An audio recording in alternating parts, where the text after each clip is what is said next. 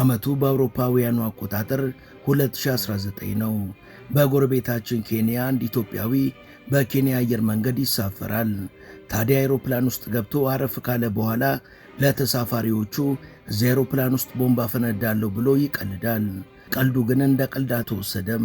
ይልቁንም ለቀልድ ሲል የተናገረው መንገደኞች ላይ ስጋት ፈጠረ። በረራውም ተስተጓጎለ።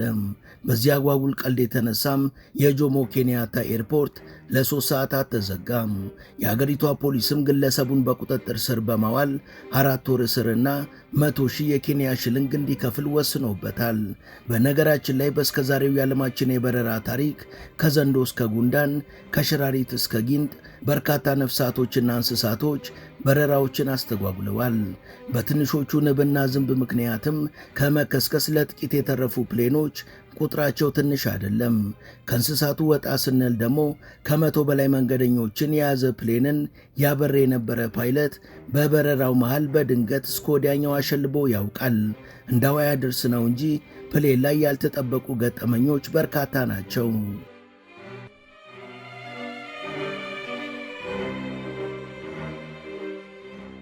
ሰላም ውድ የመሿለኪያ ቤተሰቦች፣ በዛሬው መሰናዷችን ፕሌን ውስጥ ስለተከሰቱ አነጋጋሪና አስደንጋጭ ገጠመኞች እናወጋችኋለን።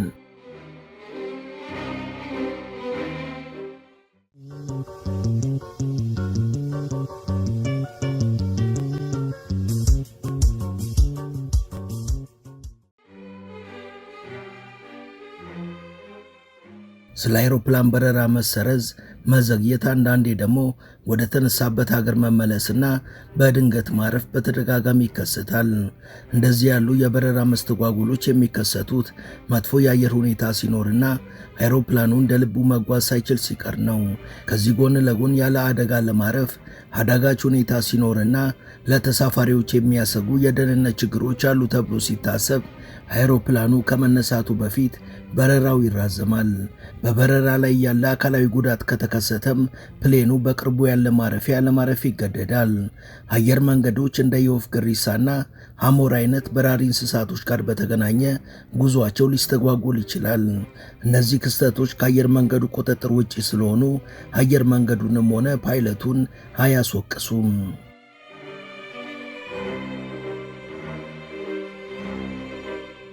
ነገር ግን የአየር መንገዱን ስም ያጎድፋሉ ተብለው የሚቆጠሩ ከጥንቃቄና ከጽዳት ጋር የሚገናኙ ችግሮች ናቸው።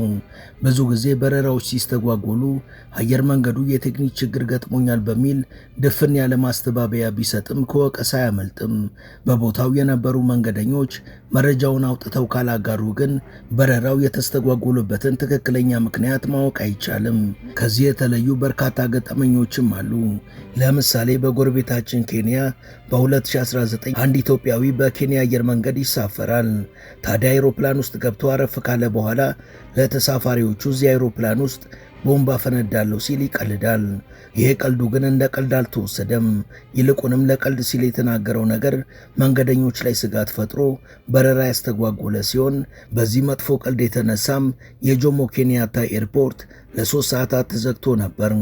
በመጨረሻም የአገሪቷ ፖሊስ ግለሰቡን በቁጥጥር ስር በማዋል የ4 ወር እስር ወይም 100,000 የኬንያ ሽልንግ እንዲከፍል አድርጓል። ይህንን ለመግቢያ ተጠቀምን እንጂ ዛሬ የምናወጋችሁ አየር መንገዶች በግልጽ የማይነግሩንና የአይን ምስክር በነበሩ መንገደኞች ምክንያት ወደ ሚዲያ መውጣት የቻሉና በረራን ያስተጓጎሉ እንዲሁም ፓይለቶችን ጭንቅ ውስጥ ስለጣሉ ነፍሳቶችና ተሳቢ እንስሳ ነው።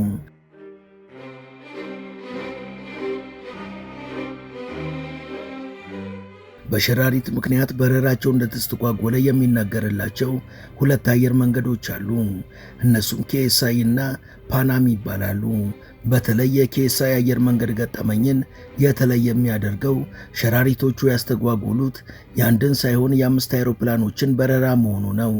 በአሜሪካዋ ካንሳስ ከተማ በሚገኘው የኬሳይ አውሮፕላን ማረፊያ ውስጥ የነበረ የበረራ አስተናጋጅ በሸራሪት ከተነደፈ በኋላ አካባቢውን መፈተሽ ሲጀምር የአየር ማረፊያውም ሆነ በርካታ ቢሮዎች በሸራሪት መንጋ እንደተሞሉ አየም።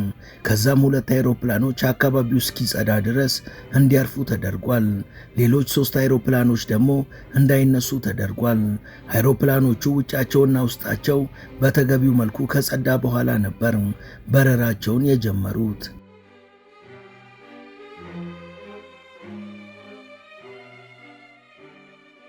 ሌላው ከሸራሪት ጋር የተገናኘ የበረራ መስተጓጎል የደረሰው ደግሞ የአይቤሪያ አየር መንገድ ንብረት በሆነው አይቤሪያ ኤርባስ A320 አይሮፕላን ላይ ነው። አይሮፕላኑ በረራ ላይ ሳለ የአይሮፕላኑ ፓይለት በሸራሪት ይነደፋል። ይህን ጊዜ ፓይለቱ በረራውን አቋርጦ በአስቸኳይ ለማረፍ ተገዷል። ፓይለቱን የነደፈችው ታራንቱላ በመባል የምትታወቀው ግዙፍ የበረሃ ሸራሪት ስትሆን አይሮፕላኑ በሞሮኮ ካዛብላንካ አርፎ በነበረበት ወቅት ሳትታይ ወደ አይሮፕላኑ ሳትገባ አትቀርም የሚል መላምት ተሰጥቷል። በወቅቱ አይሮፕላኑ ከጀርመን ወደ ስፔን በሚያደርገው ጉዞ መሃል ላይ ነበር ካዛብላንካ ላይ ያረፈው። ይቺ የሸራሪት ዝርያ እንዳይጥ ያሉ ትናንሽ እንስሳትን መግደል የሚችል መርዝ ያላት ሲሆን ግዙፍ እንስሳት ላይም ራስን እስከ መሳት የሚያደርስ ጉዳትን ማድረስ ትችላለች።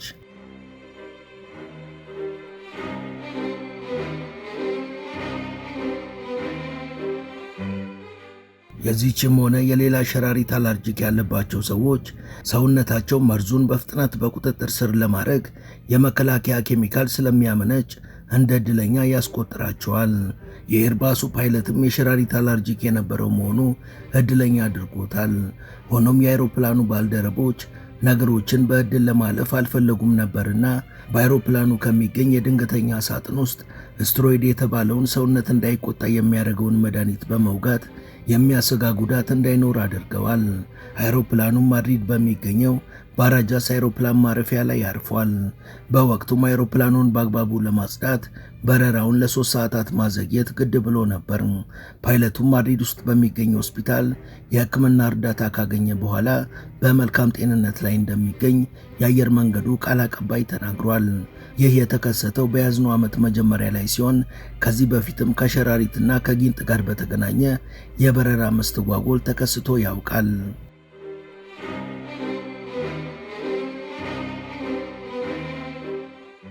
ውድ ተመልካቾቻችን ተረካችንን እዚህ ድረስ ከተከታተላችሁት ዝግጅታችንን እንደወደዳችሁት እርግጠኞች ነን። ከእናንተ የሚጠበቀው ቻናሉ የበለጠ እንዲያድግ አንድ ጊዜ ሰብስክራይብ ማድረግ ብቻ ነው። እናም ሰብስክራይብ እንድታደርጉ አስታውሰን ተረካችንን እንቀጥል።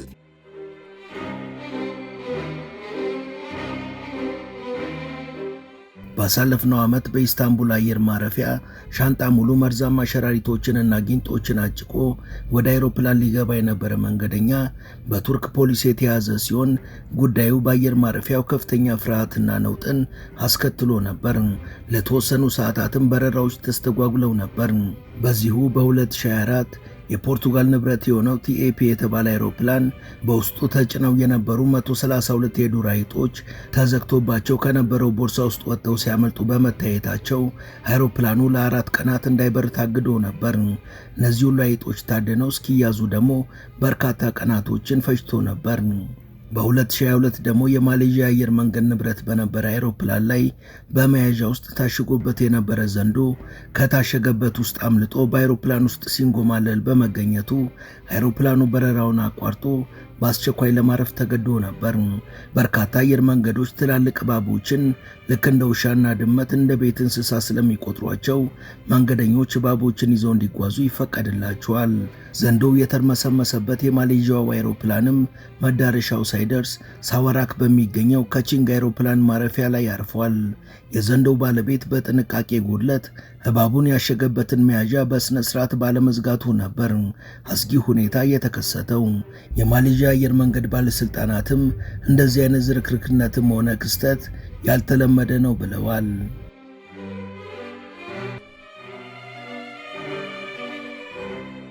በጉንዳን ምክንያት የበረራ መስተጓጎል የደረሰው ደግሞ ከጣሊያኗ ቬነስ ተነስቶ ይጓዝ የነበረ የዩናይትድ ኤርዌይስ አይሮፕላን ላይ ነው።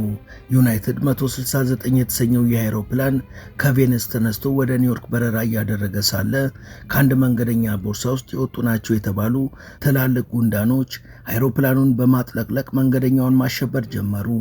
በወቅቱ መንገደኞች ወንበራቸውን ለቀው ጩኸት በማሰማት እርዳታ የጠየቁ ሲሆን አይሮፕላኑን በአስቸኳይ እንዲያርፍ ተደርጓል። ከዛም መንገደኞች ከወጡ በኋላ ፕሌኑ እንዲጸዳ ተደርጎ በረራው ቀጥሏል። ከዛ በኋላ የአየር መንገዱ ባለስልጣናት ስለተፈጠረው ነገር በአግባቡ እርግጠኛ እስኪሆኑ ድረስ አይሮፕላኑ እንደማይበር ገልጸዋል። የበረራ ማስተጓጎል ካደረሱ እንስሳቶችና ነፍሳቶች መሃል ንቦችም ይገኛሉ። ሁኔታው የተከሰተው የዛሬ ዓመት በአሜሪካ ወደ አትላንታ ይጓዝ በነበረ ዴልታ አይሮፕላን ላይ ሲሆን ንቦቹ በአይሮፕላኑ ክንፍ ላይ ቀፏቸውን ሰርተው አላስበረር በማለታቸው አይሮፕላኑ ለ3 ሰዓታት በረራውን አዘግይቶ ነበር።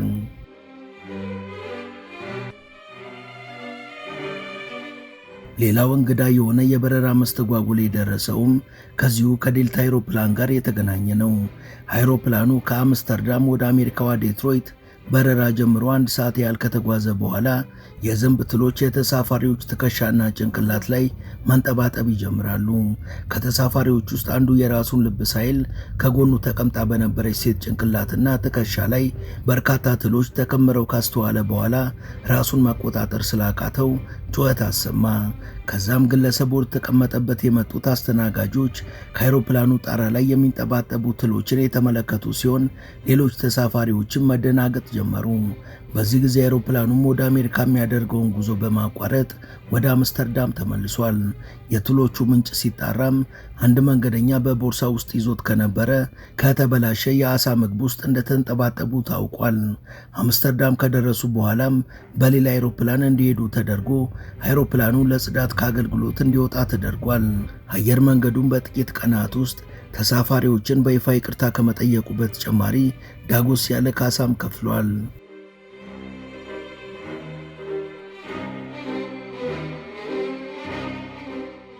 የእንስሳቱን ይህን ያህል ካልን ከዚህ ወጣ ያሉ 1-2 አስገራሚ ገጠመኞችን ለመሰናበቻ እንጨምርላችሁ። ጆሴፍ ዴቪድ ኤመርሰን ይባላል።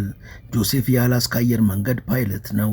ይህ አብራሪ በረፍት ቀኑ ከዋሽንግተን ወደ ሳን ፍራንሲስኮ 80 መንገደኞችን አሳፍሮ በሚጓዝ ራሱ በሚሰራበት አየር መንገድ ፕሌን ውስጥ በአብራሪነት ሳይሆን በተሳፋሪነት ለመጓዝ ይገባል። ከዛም አይሮፕላኑ ከተነሳ ከ15 ደቂቃዎች በኋላ ወደ አብራሪዎቹ ክፍል ጎራ በማለት ለፓይለቶቹ ሰላምታ ያቀርባል። የሥራ ባልደረባቸውን ያገኙት አብራሪዎቹም ሞቅ ያለ ሰላምታን ይሰጡታል። ታዲያ ጆሴፍ ምን እንደነካው ሳይታወቅ በድንገት ዘለው የአይሮፕላኑን ሞተር በማጥፋት አይሮፕላኑን ለመከስከስ ሙከራ አደረገ። በሁኔታው የተደናገጡት የሥራ ባልደረቦቹ የሚችሉትን ሁሉ ተጠቅመው በመያዝና በገመድ የፊጥኝ በማሰር ለተሳፋሪዎቹ አስቸኳይ የሕክምና ጉዳይ ያጋጥሟል የሚል ምክንያት ነግረው አይሮፕላኑ ከተነሳ ከ15 ደቂቃ በኋላ ወደ ተነሱበት ተመልሰው ፕሌኑን አሳርፈዋል። ከዛም በገመድ የታሰረውን ጆሴፍን ፖሊስ ተቀብሎ ፕሌን ውስጥ የነበሩ የ83 ሰዎችን ሕይወት አደጋ ላይ በመጣል የግድያ ክስ መስርቶበታል።